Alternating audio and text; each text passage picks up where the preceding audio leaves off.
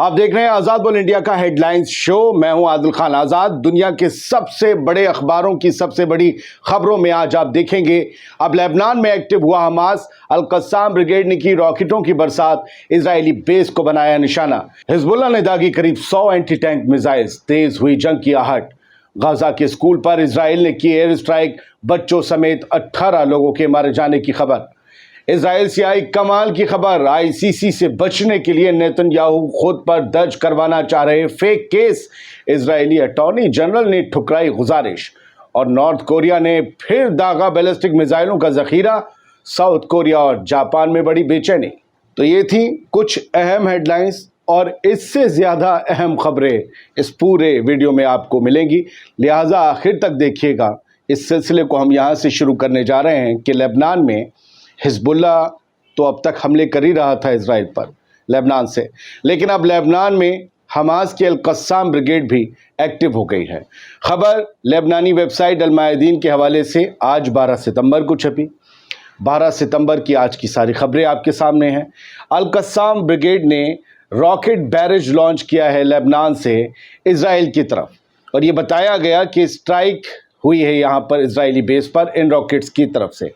इसके अलावा अल Quds brigade ने इजरायली मिलिट्री व्हीकल को उड़ा दिया अल शुजाया में, और वहाँ पर आर्मर्ड पियर्सिंग एक्सप्लोसिव डिवाइस से, यानी जो पूरा आर्मर्ड व्हीकल होता है ना, उसको फाड़ देने वाली, तबाह कर देने वाली डिवाइस से इसको उड़ाया गया है। तो हर तरफ रेजिस्टेंस फोर्सेस इजरायली फोर्सेस को नुकसान पहुँचा रही है। खबर ये कहती है कि 341 दिन बीत चुके हैं, गजा पर हमला शुरू हुए 342वां दिन है, और 341वें दिन यानी अब से कुछ घंटे पहले अल कस्साम ब्रिगेड ने इस बात का अनाउंसमेंट किया। खबर बताती है कि उसने साउथ लेबनान से 30 रॉकेट इजरायली आर्मी बेसिस की तरफ, मिलिट्री बेसिस की तरफ दागे, जिनसे नुकसान हुआ, जिनका ये कहना है, उनका ये दावा है। तो अब लेबनान से न सिर्फ हिजबुल्ला बल्कि अल कस्साम ब्रिगेड भी हमले शुरू कर चुकी है। ये बताता है, ये खबर बताती है, ये इनपुट बताता है कि नॉर्थ का मोर्चा जो है, नॉर्थ का फ्रंट जो है, वो कुछ तेज़ी और गर्मी बहुत जल्द देखने वाला है। बढ़ते हैं आगे, नॉर्थ के ही फ्रंट से एक और ख़बर है। द टाइम्स ऑफ इजराइल ने कहा है कि हम पर 100 रॉकेट दागे हैं, एंटी आर्मर्ड मिसाइल, जो एंटी टैंक मिसाइल्स हैं, वो दागी हैं हिजबुल्लाह ने, और इनकी तादाद करीबन 100 है, जो लेबनान से पिछले कुछ घंटे में दागे गए। और इसमें इन्होंने जो ये बताया कि किबुट्स डैन सिक्योरिटी टीम का एक बंदा जो है वो ज़ख्मी हुआ है, काफ़ी और लोग भी ज़ख्मी हुए, ये बुरी तरीके से ज़ख्मी हुआ है, और ये कहा गया है कि हिजबुल्लाह के मेंबर्स को हमने अपनी स्ट्राइक्स में, ड्रोन स्ट्राइक्स में मार गिराया है। लगातार इजरायली एयरफोर्स हिजबुल्लाह के जो अड्डे हैं उनको तबाह करने के दावे कर रही है। कल ही उन्होंने कहा था कि हमने 30 या 40 जो है वो कमोबेश रॉकेट लॉन्चर्स उनके तबाह कर दिए हैं। तो ये मोर्चा बहुत गर्मा रहा है। Anti tank missiles, 100 rocket, Lebanon, आप सब देख ही रहे होंगे द टाइम्स ऑफ इजराइल में। ये आज सुबह जो है ये खबर मिली है, क्योंकि वहाँ पर देर रात ये छपी थी, तो घंटों का फ़र्क है, आपको समझ में आ सकता है। ये बताया गया कि 100 रॉकेट जो हैं वो लेबनान की तरफ से आए। इसमें 39 साल का एक रिजर्विस्ट जिसका नाम किबुट्स डैन है, वो जो है किबुट्स डैन की सिक्योरिटी टीम का है, उसे रामबन हॉस्पिटल में एडमिट करवाया गया है। फिलहाल बढ़ते आगे, कुछ और खबरें हैं। हिजबुल्लाह से ही एक रिलेटेड खबर ये है जो सोशल मीडिया से आई है अभी, कि यूएस ने कुछ नए सैंक्शंस, कुछ नई पाबंदियां हिजबुल्लाह के ऊपर लगाई हैं। अब आप ये भी समझ लें कि हिजबुल्लाह पैसे कहाँ से जनरेट करता है, तो उसके जो पैसा जनरेट करने के जो उसकी इकोनॉमी का मेन सोर्स है, वहीं पर चोट की गई है। अमेरिका ने, यूनाइटेड स्टेट्स ऑफ अमेरिका ने जो हिजबुल्लाह पर लगाए हैं सैंक्शंस, वो उसके लिक्विफाइड पेट्रोलियम गैस नेटवर्क पर लगाए हैं, जिससे हिजबुल्लाह रेवेन्यू जनरेट करता है। ऑयल और liquefied petroleum gas network Hezbollah की सबसे बड़ी दौलत है। अब उस पर ये सैंक्शंस हैं कि उसका एक्सपोर्ट नहीं हो सकता। इसके लिए 3 लोगों पर, 5 कंपनीज पर, और 2 वेसल यानी 2 वो जहाज़ जिनसे ये ऑयल जाता था, हिजबुल्लाह जिन्हें बेचता था वहाँ तक इन जहाज़ों के ज़रिए जाता था, इन सब पर सैंक्शंस लगाए गए हैं। पूरे नेटवर्क में जो जो चीज़ें शामिल थी, यानी हिजबुल्लाह को लंगड़ा या यूं कहें कि माजूर कर देने की ये पूरी कोशिश है। आप याद करें तो मैंने आपको कल ही खबर बताई थी, सुबह पहला एपिसोड, कि जर्मनी, फ्रांस और ब्रिटेन ने ईरान पर नए सैंक्शंस लगाए हैं, रूस पर लगाए हैं। क्या आपको नहीं लगता कि ये सीधी लड़ाई नहीं लड़ी जा रही, बल्कि पीछे से कमज़ोर किया जा रहा है ईरान को और उसकी प्रॉक्सीज को, जो इजराइल के ख़िलाफ़ लड़ रहे हैं? ईरान का तो ये भी मसला है कि वो रूस को मिसाइलें दे रहा है, ये कहा जा रहा है। उससे यूक्रेन में भी, यूक्रेन को और यूक्रेन के पीछे जो लोग खड़े हैं उन्हें शिकस्त हो सकती है। ईरान का मामला दो गुना है, लेकिन यहाँ ईरान की जो प्रॉक्सी है हिजबुल्लाह, उसका मामला एक तरफा ये है कि वो लगातार इजराइल पर हमला कर रहा है। वो और रॉकेट माल मसाला ना जुटा सके, इसलिए उसके पैसा जनरेट करने के ज़रिए पर, सोर्स पर चोट करने की खबर है। अल जज़ीरा के हवाले से ये खबर है, लगातार गज़ा में इजरायली एयर स्ट्राइक्स और हमले जारी हैं। इजराइल की ताज़ा एयर स्ट्राइक एक स्कूल पर हुई है फिर से। इसके बारे में मैंने पिछली खबर में आपको बताया था, पिछले वीडियो में। इसमें अपडेट ये है कि कुछ मीडिया हाउसेस ने 34-38 बताई थी मरने वालों की तादाद, जबकि अल जज़ीरा की जो लाइव अपडेट्स चल रही हैं उसमें मरने वालों की तादाद अब घटकर 18 हो गई है।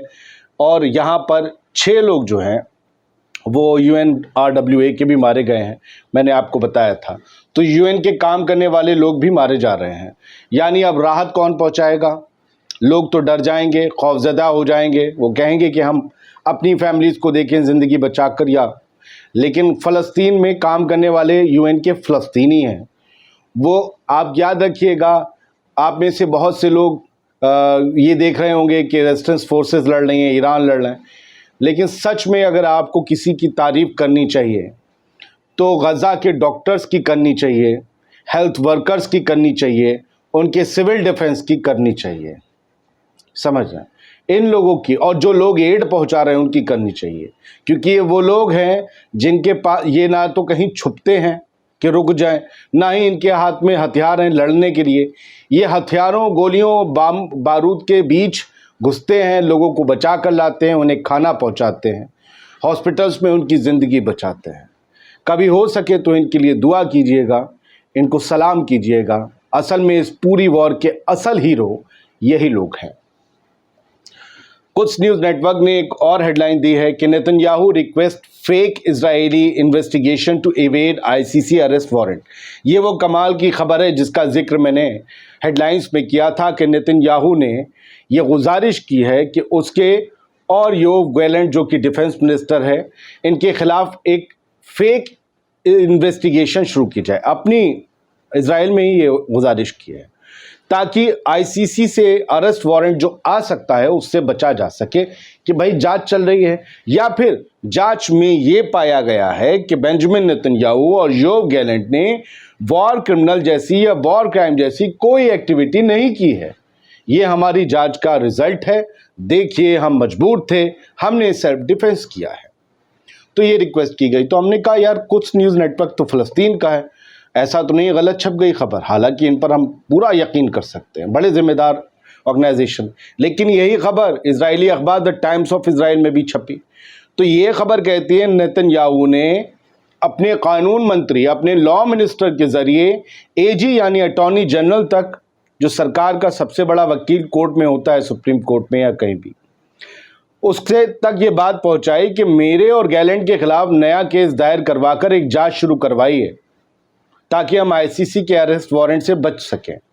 और इस खबर में ये लिखा है, अटॉर्नी जनरल जो गाली बहराव मियारा हैं, ये लेडी हैं, इन्होंने इससे इनकार कर दिया। जस्टिस मिनिस्टर यारिव लेविन ने नेतन्याहू के कहने पर इनसे गुजारिश की थी इस केस को दर्ज करने की।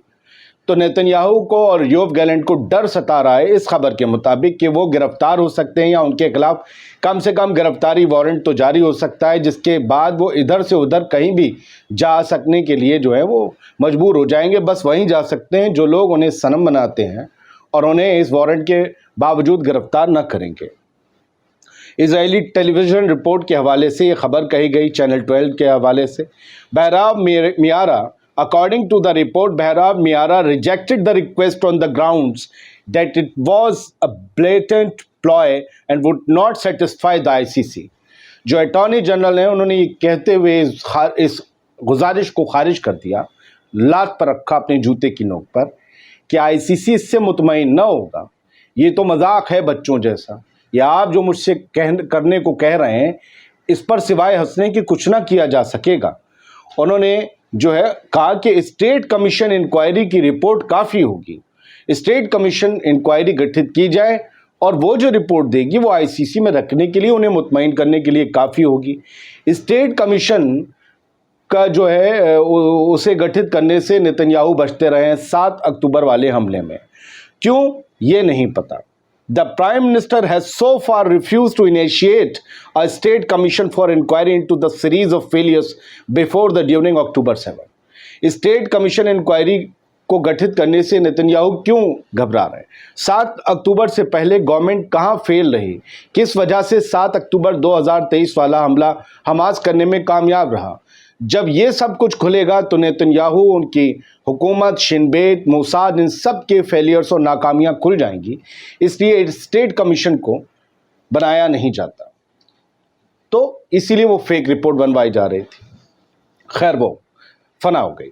اگلی خبر یہ ہے حماس کے حوالے سے، جو کہ اب یحییٰ سنوار اس کے پولیٹیکل بیورو کے چیف ہیں، انہوں نے جو لاسٹ ایگزیکیوٹیڈ آپ کے چیف ہیں حماس کے، اسماعیل ہانیہ کے لیے کہا کہ اسماعیل ہانیہ کی شہادت ہماری مضبوطی کو بڑھا رہی ہے، اور یہ ہماری جنگ جدوجہد اسرائیل کے ساتھ جب تک جاری رہے گی، جب تک ہم اس کا نام اور نشان اپنی زمین سے مٹا نہیں دیتے، اپنی زمین سے اسرائیلی فوج کو کھدیڑ نہیں دیتے۔ یحییٰ سنوار کے یہ لفظ ہیں جو انہوں نے کل رات کم و بیش کہے ہیں۔ آپ کو پتہ ہے کہ خبریں آنے میں، بننے میں، چھپنے میں وقت لگتا ہے، اور جب تک ہم لوگ سونے کی کوشش کرتے ہیں تب تک کچھ خبریں ڈیولپ ہو رہی ہوتی ہیں ٹائم زون کی وجہ سے۔ خیر، head of Palestinian resistance movement Yahya Sinwar says the martyrdom of predecessor Ismail Haniyeh and other, مطلب وہی بات ہے، ان کی شہادت ہمارے لیے رنگ لا رہی ہے، ان کی شہادت نے ہمیں مضبوطی دی ہے، یہ کہتے ہیں۔ خیر آگے بڑھتے ہیں، تھوڑی انٹرنیشنل بات کر لیں دوسری طرف کی، یہ بھی انٹرنیشنل، کون سے انڈیا کا حصہ۔ نارتھ کوریا نے ملٹیپل بیلسٹک میزائلز فائر کی ہیں کورین پیننسولا میں، اور اس سے ہوا یہ ہے کہ ساؤتھ کوریا میں اور جاپان میں بے چینی بڑھ گئی ہے، کیونکہ ان بیلسٹک میزائلز کی رینج اچھے خاصی ہے، جس میں دونوں چپیٹ میں آ سکتے ہیں، 220 مائل کی ہے اور 360 کلومیٹر آپ اسے سمجھ لیجئے۔ تو اس سے ہو کیا رہا ہے کہ لگاتار کورین پیننسولا میں جو ٹینشنز ہیں وہ ایسکلیٹ ہو رہے ہیں۔ North Korea, south Korea, north Korea اور جاپان، ان کے بیچ کس طریقے کی پیار محبت ہے آپ جانتے ہوں گے۔ کٹم ججا مچا ہوا ہے جاپان سے اس لیے بھی کیونکہ ان کے پیچھے امریکہ ہے، ساؤتھ کوریا سے تو ایک نسلی ہے لیکن ان کے پیچھے بھی امریکہ ہے، اور نارتھ کوریا اور امریکہ کا کیسا مطلب علی کافر کی دشمنی ہے آپ کو پتہ ہوگا۔ خیر بڑھتے ہیں آگے۔ سوشل میڈیا پر یہ تصویریں تیر رہی ہیں، اور یہ اس خبر کی بانگی ہیں جس میں یہ کہا گیا تھا کہ رشیا کو ایران نے بھر کر میزائلیں بھیجی ہیں، جس کی وجہ سے ایران اور روس پر نئے سینکشنز ویسٹ نے لگا دیے ہیں، E3 نے اور امریکہ نے۔ E3 مطلب برٹن، جرمنی اینڈ فرانس۔ اور اس کے بعد جو ہے یہ بتایا جا رہا ہے ان جہازوں میں، ان کنٹینرز پر، ایک ایک جہاز پر صرف 3 کنٹینر ہے، یا لائن سے لگے ہوئے 8-10 کنٹینر ہیں، تو یہ ان میں لد کر وہ گئی ہیں میزائلز۔ یہ کہا گیا ہے یہ سیٹلائٹ امیج ہے پورٹ اولیا 3 نام کے جہاز کی، کارگو جہاز، اور یہ کیسپین سی میں موجود ہے۔ سپٹمبر 4، 2024 کی یہ تصویریں ہیں۔ According to western sources the ship brought Fattah 360 ballistic missiles. West کی سورسز کے مطابق اس میں فتح 360 میزائلز، فتح 360 نمبر ہے، ایران کی میزائل ہے، بیلسٹک میزائل، وہ ایرانین پورٹ سے، امیر آباد سے چل کر یہ پہنچی ہیں۔ یہ پورٹ دکھایا جا رہا ہے، اور یہ میپ ہے جو بتاتا ہے ایران سے روس تک کس راستے سے میزائل پہنچتی ہیں۔ رشین فورس کے بارے میں ایک خبر یہ ہے کہ انہوں نے یوکرین کے علاقے لیسووکا اور یوکرینسک ریجن کو کنٹرول کر لیا ہے، اپنے قبضے میں لے لیا ہے، یہ ان کا دعویٰ ہے۔ 12 سال کا فلسطینی بچہ عبد الزنین ان 6 لاکھ بچوں میں سے ہے جو اسکول نہیں جا پا رہے، ان کے اسکول تباہ ہو چکے ہیں، 1 سال قریب ہو گیا جنگ چلتے ہوئے، اس مستقبل کا مستقبل خطرے میں ہے، اندھیرے میں ہے۔ ہمیں ان سب کے لیے دعا کرنی چاہیے کہ جنگ رک جائے، جنگ کسی مسئلے کا حل نہیں، जंग रुक जाए, दोनों लोग अलग अलग अपनी अपनी स्टेटहुड के साथ रहने लगे, कब्जे हट जाएं और ये सोच लें कि मरना है, मरने से पहले सुकून से जी लें, बच्चों को जीने दें। फ़लस्तीन में भी ज़िंदगी हुआ करती थी, स्कूल होते थे, बच्चों की प्रेयर्स होती थीं, रोज़ बस्ते टांग कर बच्चे जाते थे। न जाने कितने बच्चे अब स्कूल से महरूम हैं, न जाने कितने बस्ते और स्कूल हमेशा के लिए कुछ बच्चों से महरूम हो गए हैं जो अब इस दुनिया में नहीं रहे। शुक्रिया जिन्होंने इस वीडियो को आखिर तक देखा, इस पैगाम को देखा, सुना। बहुत बहुत शुक्रिया। सलामत रहिए, खुश रहिए।